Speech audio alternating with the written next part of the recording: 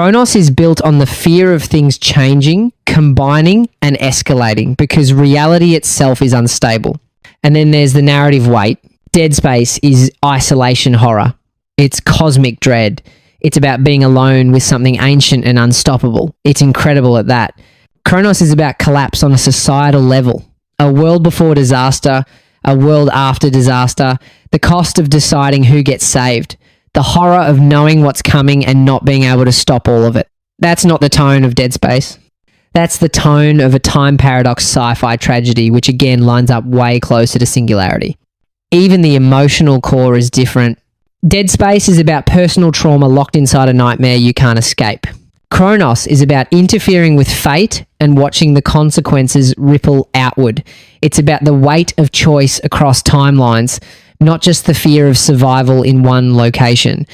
So when people say Cronos is just Dead Space in Poland, they're really only talking about the surface. Armor, camera angle, grit, gore. That's all visual language. But mechanically and narratively, Cronos is playing in a totally different sandbox. It's using mutation, time disruption, rescue missions, and evolving enemies as its foundation. That is Singularity's DNA, way more than Dead Space's. Dead Space asks, how do you survive the aftermath of horror? Cronos asks, what happens when you try to undo horror and fail to fully stop it? Those are two very different kinds of fear. So yes, Cronos might look like it's borrowing from Dead Space, but in how it thinks about horror, how it uses time, mutation, escalation, and consequence, it's far closer to what Singularity was doing years ago.